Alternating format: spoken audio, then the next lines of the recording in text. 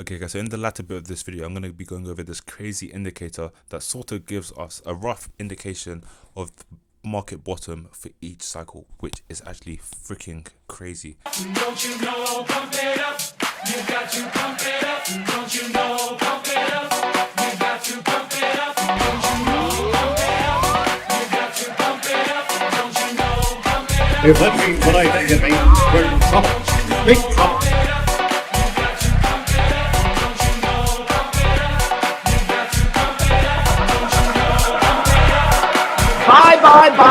Bye.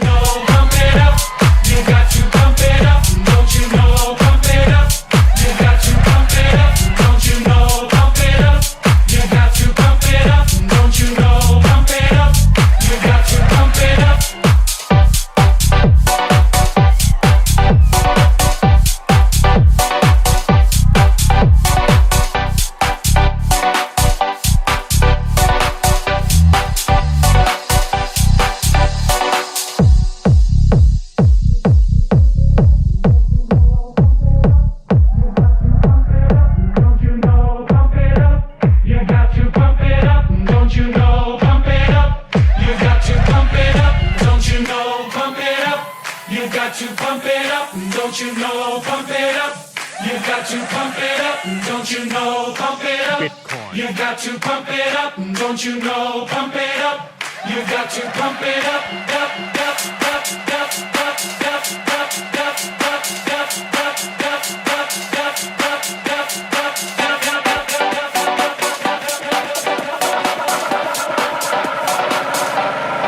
up, don't you know? Pump it up. You got to pump it up, don't you know? Pump it up. You got to pump it up, don't you know? Pump it up. You got to pump it up, don't you know? Pump it up. You got to pump it up. Hey yo, I'm focused. Cash me out in London speaking Polish. Having money on my mind, I having money in my pocket. Bone marrow roasted, spread it on the rosemary bread, lightly toasted. Drizzle with the vinaigrette, stuffed Dutchess, and it's pulling like a cigarette. What's up, you guys? I hope you enjoyed my music song. It was just a bit of banter, really. Not everyone liked it. I guess you could say it was a bit vulgar, but just bants. Anyway, just going over some Reef news. As you guys know, they have some notable partners such as Avalanche, the Crypto Lock, and also the Crypto Mobster as well. But what I thought was interesting is that they are having an AMA on Clubhouse, and that will be at 11 a.m. PST, which is around 7:30 p.m. Greenwich Mean Time, I believe. So you can check that out on Clubhouse to stay up to date with what is going on. In other news as well, they have been listed on Utrade via the Binance Smart Chain, which I think is very, very good to see. It's slowly being integrated into the crypto economy, which is good. Now we're going to have a look at Lynn Alden, who is a global macro investor, and have a look at her outlook for the next year. My name is Lynn Alden of Lynn Alden Investment Strategy, and I'm here to talk about my outlook for 2021 and beyond, as well as how it can affect various asset classes, ranging from currencies to commodities to equities, and even into Bitcoin. The dollar. So since October of 2019, I've been in a dollar bearish camp, which is basically after we got the repo spike in September, I put out a public article explaining my longer term dollar bearish view. And so if you take a step back, if you look back over the past 50 years of the dollar index, ever since it became free floating in the 70s, we can see that there's been three really big dollar spikes and dollar declines. And most of those were based on either intentional movements or big shifts in monetary policy. And so we had the big giant spike in the mid 1980s. Then we had another big spike in the late 90s, early 2000s. And then we've had this third spike ever since quantitative easing ended in late 2014, early 2015. We've been in a strong dollar environment ever since. And so my base case, starting from that late 2019 period, when the dollar index was in the upper 90s, like around 99, was that we were likely beginning the third major decline. So we're probably ending this current period of dollar strength. And so we got a little curveball, obviously, in the early part of 2020 because we had the pandemic. And so we got that we temporarily had that spike, but then we had all the policy response that I was anticipating. And then since then, we've had a very sharp dollar decline As of today, we broke below 90 in the dollar index. And so one of the big concerns now is if a trade goes your way, it becomes a crowded trade. And then the question is, do you stick with it, or is that trade over now? And so I think a really a part of answering that question has to do with making sure you establish your timeframes.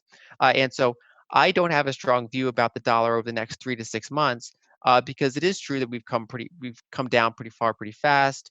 It's a pretty consensus view that the dollar is going to weaken, and we have a variety of unknowns as we enter the new year. So we have what's going to happen with stimulus, what's going to happen with the vaccines, what's going to happen with rent, evictions, things like that. And so we still have this, as many people on Real Vision have pointed out, a solvency crisis, right? So we still have this broad solvency question. And so I don't have a strong view of the next 3 months or so. But as we look deep into 2021, I still have a pretty dollar bearish outlook, because if you look at how these dollar cycles normally end, they do tend to be pretty spectacular in their declines. So if you look at the monthly chart over the past 50 years, we're not even oversold yet on the monthly chart. I think until we kind of reach pretty sharp declines, that I still remain in a pretty dollar bearish long-term camp. And I think a key level to watch is probably 88 on the dollar index, because that was the low over the past several years, right before we had quantitative tightening that pulled it back up. And so that's a potential support level. So I wouldn't be surprised to see a bounce or some sort of attempts. We also can look at the dollar compared to the euro. There are certain key levels there, but if we break below those, I think there's still room for more declines. If you look at the long-term dollar cycle, we can identify reasons for some of the shifts to happen. There's kind of this self-reinforcing mechanism, and so when the dollar gets very strong, a couple of things happen. One is you start to get a global slowdown, right? Because emerging markets with all their dollar-denominated debt, they start to have currency crises, recessions, sometimes depressions, and that of course trickles out into the developed world. And in addition, we start to see that because of that tightening, foreigners buy fewer treasuries. That of course trickles out into the developed world, and in addition, we start to see that because of that tightening, foreigners buy fewer treasuries, and so the treasury market has to become more domestically funded, and so we get tightening conditions, and so eventually what happens is we end up, corporate profits go flat in dollar terms during all these strong dollar periods, and we start to get a declining GDP growth, some sort of tightening, and then usually it forces the Fed to become more dovish and supply more liquidity. And so when the Fed shifts to a more dovish policy at a stage where the dollar is mainly propped up due to offshore dollar shortage, due to tight monetary conditions, it has a lot of room to fall after then, especially because the United States runs persistent current account deficits, and then so its natural status is to want to fall, but it's held up by all this this offshore demand for it. And so when you get those big shifts in monetary policy, it does tend to fall pretty hard, pretty fast, because a lot of the conditions that were specifically holding it up are relieved and even reversed. So if you look at this current dollar cycle, the dollar strength began when quantitative easing ended in late 2014, and we've been in this strong dollar environment. And even the second leg of it, we started to get re-strengthening back in 2018. That was due to quantitative tightening. But ever since we had the Fed shift to balance sheet expansion in late 2019 in response to the repo crisis, we've been in this trend, of course, with the exception of the pandemic. In terms of the most popular coins for today, we have Binance coin at number 1, which is amazing, having a 30% pump. Frontier, this coin continues to pump. I did miss out on this, unfortunately, but I don't buy tops unless it's a breakout, but it's not worth it in my opinion. I prefer to buy a coin when it's still. Bancor network as well, I had this on my radar, but I didn't buy any. Polymath doing well. Elrond as well, up 18% from its previous lows of around $130. This is actually going to blow your mind, guys. It's freaking crazy. So first of all, you can see here in this article, I don't pay much attention to news because sometimes it can be FUD, but this is a strong indication that we're basically at the bottom of the cycle, as well as some other indication or other graphs as well that I'm going to show you guys, which is just crazy. But you can see here that Bitcoin was still are accumulating despite these levels. Now this is mainly because of people like Michael Saylor and Tesla and etc getting into the crypto space, so it's slowly slowly catching on amongst these hedge funds. But what I thought was crazy, guys, this isn't the crazy thing, but just having a look at the Bitcoin rainbow chart, we can see here one thing you do need to take with a pinch of salt is the upper band. Now, I don't think the upper band will be respected simply because of the limited amount of data, so it's not as accurate as these sort of, you know, this linear or this bottom of the linear range, as opposed to these upper ranges where there's like less data points. Like at the tops in itself, in this red region, we only have around 4 data points, one being here, or 5, let's say, here, and then here, basically. So it's not as accurate as, you know, these lower levels in terms of the linear range. But if we were to see a Bitcoin top, let's say by September, Bitcoin could potentially go to 160,000. However, I personally think our target is between 150 and 270,000. I just plucked those numbers out of thin air, but having a look at this is why I think it's crazy, guys. So this isn't financial advice here, but this thing has actually been very, very accurate, and we're going to go back to look at the charts to actually see. But you can see here from the previous cycles that pretty much as soon as this number's been printed on this sort of data graph thingy, that we haven't looked back, as it pretty much says, never look back price. Okay, so in the 2016 to 2017 bull run, it's saying the never look back price ranged from, at the start of 2016, $367 all the way up to $800.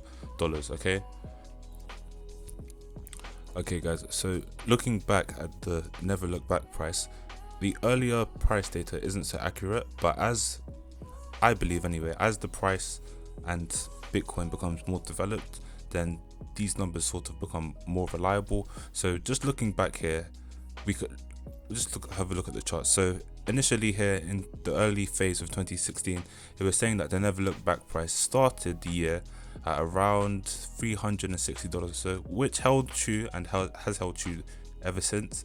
And then the second, at the end of the year, basically it's saying that the never look back price was at around the $806 or $700 level, which wasn't necessarily true for that period. However, for, you know, I'm sure for some of this year 2016, it did get respected, and then throughout 2017 as well. And then where I thought it got really interesting is throughout 2017, so it did pretty much call the bottoms. And you can have a look on this on the site. It's called digitalic.net, and then you go down to the never look back price. But it pretty much called it. And what's funny as well is that the never look back price sort of, it wasn't really co-integrated, but you could sort of use it in support with the 200-day moving average, which I've highlighted in purple. And on the daily chart, we never went below the 200-day moving average during the bull run. So throughout a good year and a half or whatever, we never went below that price, which at its peak was around $5,900. So more or less it is quite accurate in my opinion. Now where it gets interesting, as you can see, it became resistance in the bear market, and yeah, now it's considered as support. But where it became interesting, guys, is that now it's saying that the never look back price is around 47,000. Okay, so if we have a look, or if we think of the article that Bitcoin bears are buying a shit ton of Bitcoin, and that from what I've seen, the well maps show a lot of large orders alongside the 44,000 to 45,000 sort of level, that would sort of go together with this piece of data. Not to say that it's necessarily guaranteed to happen, but more or less, you know, if Bitcoin was to dip by $5,000, $10,000, I'm sure it would quickly get brought back up. So there are a number of different other data sets that you can look at, such as the Bitcoin stock to flow cross asset model, which we're going to have a look at next, but you guys should have a look at them.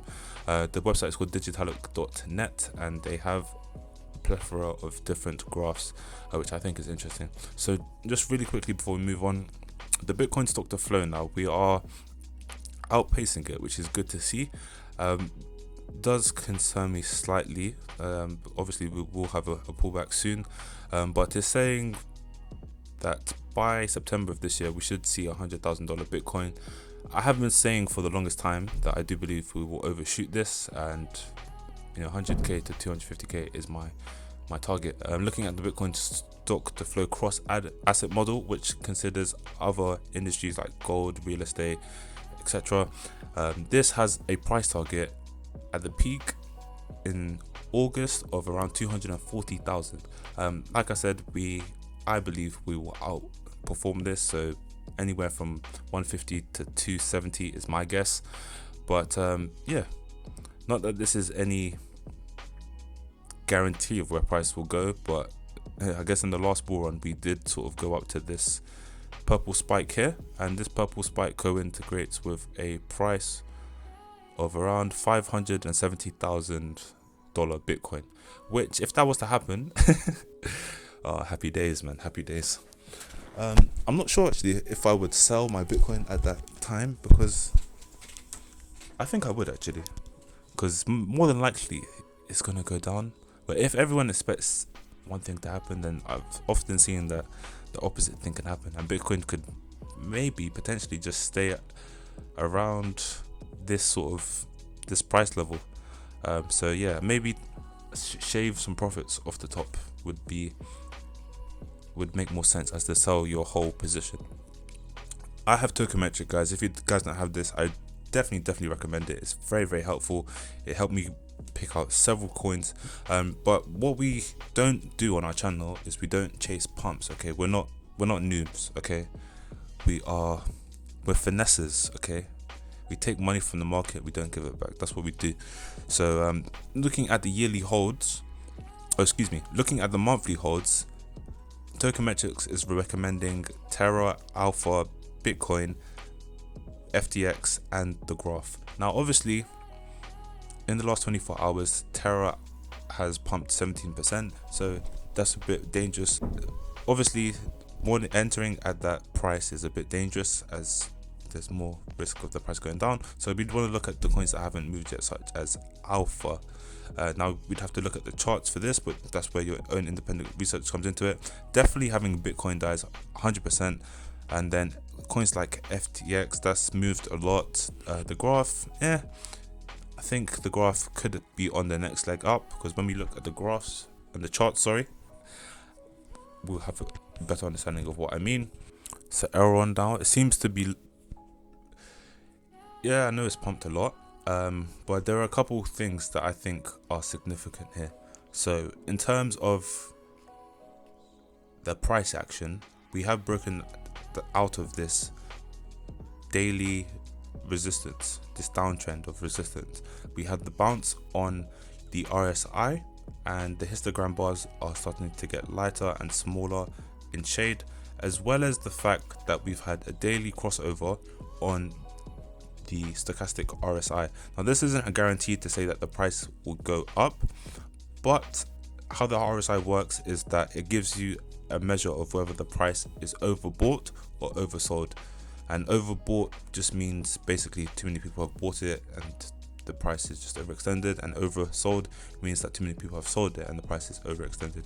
So having a look, really, we bounced off of the 1.8 fib. This wick got bought up heavily. We've had a crossover on the daily stochastic RSI, a bounce on the RSI, and the histogram bars are getting lighter, as well as the MACD lines starting to go horizontally and potentially converging. So maybe we could be in another accumulation phase, but the fact that we've broken out from this downwards trend line is a very good sign. This actually sort of looks like the Bitcoin chart, pretty much, this being like 42k and this being like 30k. It's not a guarantee, but buying it underneath the all-time high is a good price in my opinion. So have a look, or keep an eye out for Elrond, I should say. Other coins as well, DOT has set a new all-time high, which is amazing to see. Clear bullish trend. If you don't have any DOT, man, you're missing out. Synthetics hasn't done much recently. This could be a good coin to get into because ultimately these are where the gains come from. Looking at the stochastic is going into the oversold territory, which coincides with this consolidation phase within our upwards ascending channel. In the past, we have seen sort of significant price action at this middle perforated line here, either being support or resistance. In this case, I do believe, and I do believe it will become support. So this would potentially extend this trend line here, and we would hopefully go up to test the regions of the $30 level. How long that would take, I have no idea. Just have to keep it on your radar. Reef, as always. So looking at Reef on the daily, it seems that we are oversold. So this oversold territory has coincided with this, roughly the Fibonacci, not really an extension, but the previous high here on the 11th or the 10th of February. We did have a bounce over 2-3 days, whatever. Currently we're still in this ascending channel, which is a good sign. Don't know whether we will stay in this channel as it's getting a bit bleak at the moment, but potentially we could be entering another accumulation phase. Hard to say really. Just stack sats and stack Reef and hold, I would say. RSR is looking very nice. We've had a bounce above the previous resistance at this 0.05 level here. Nice buying, but nice long wicks, which is a very, very good indication of price going up, setting higher lows as well, which is a good indication, higher highs. So potentially more consolidation, or we go up to set higher highs. It's hard to say. After such a big burst out, I do believe potentially we would be in another accumulation phase. I don't just believe it's just going to pump straight to the moon. So potentially this could be the next accumulation phase. Looking at the daily MACD at the moment, we are sort of nor there nor here between the oversold and overbought territory. However, we are leaning more towards the oversold territory.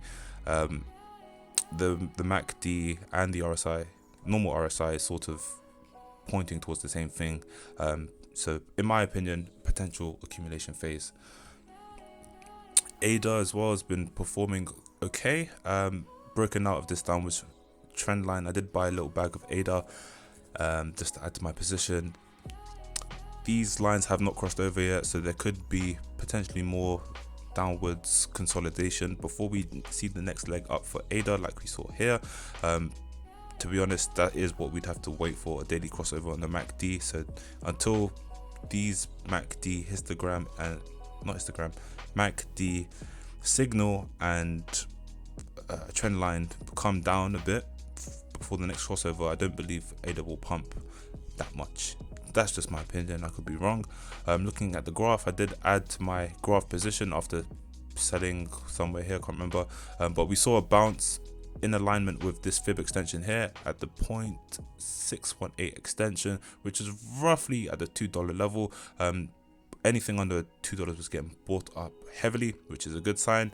Looking at the stochastic RSI, we are setting higher lows, which is also a good sign. So in terms of the graph, I'm just going to hodl what I have now. I say that, but I might change my mind. Parsic doing okay, consolidating again within the consolidation range, waiting for that breakout. You can see here it's just being suppressed. We are waiting for a crossover on the MACD and a clean change in momentum to the upside. At the moment, it's, I wouldn't really say a bear flag or a bull flag. I would just say generally that this is a consolidation phase, because as soon as price gets up to this Fibonacci level at around $1.40, it gets instantly sold off.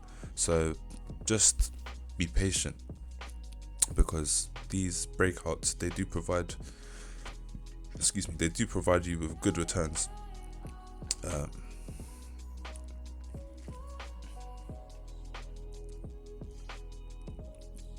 Chainlink as well. I haven't really been messing with Chainlink too much. I was gonna trade the breakout, but the price action is just a bit choppy.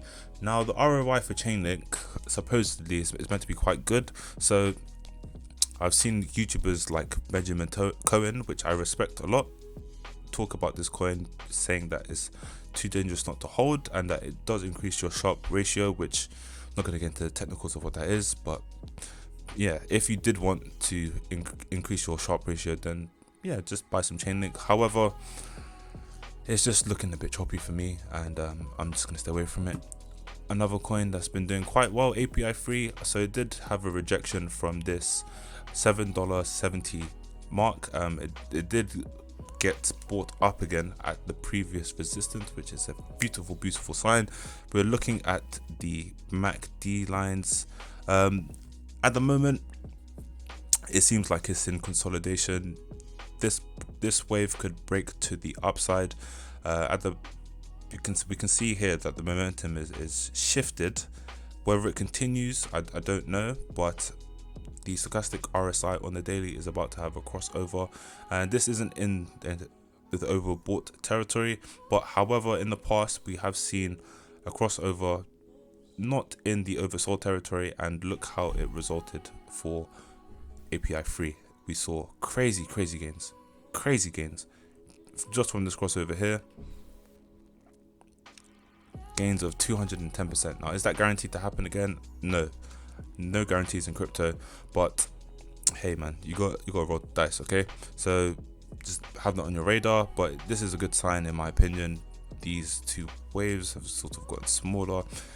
We had the pump, now we're having the retracement, before I believe we have the next pump, which is just beautiful. It's poetry in motion. So have a look at API free if you don't already have a bag. Bear in mind it is on Uniswap. It is expensive for gas fees and shit like that, which is currently why I don't hold it and just talk about it, but I might dive into it. We've talked about Elrond, Parsec as well. Parsec seems to be currently within its consolidation phase, but it's potentially having another breakout. Currently it's getting rejected and having some difficulties at around the $4.30 mark. I don't know why I'm talking like I've got some ailment, but generally I believe this coin can do quite well. It has had a crossover on the stochastic RSI on the daily, which seems to be my favorite phrase today. But yeah,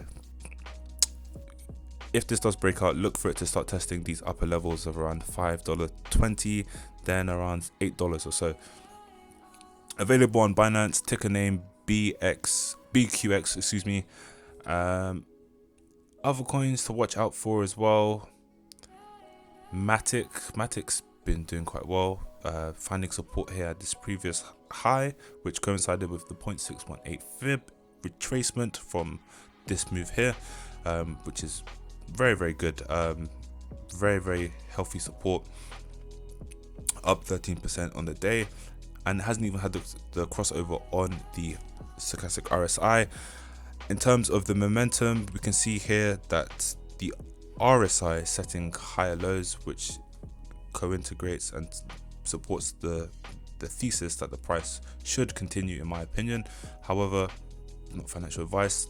Previously, this level here has sort of been resistance, failed support turned into resistance. So if we can break through it, then that would be a good sign, and you'd look for the price to continue upwards. What is a good indication though is that these two signal lines, the trend line and the signal line, haven't crossed over yet, so there could be a potential pump in the next couple of days, if not weeks. So just have to bear that in mind. I'm going to cut the video off here because I've covered a lot and the editing will be crazy. So I hope you've enjoyed the video, guys. If you have, smash up the like button, hit subscribe if you're new, and yeah, we'll stay tuned.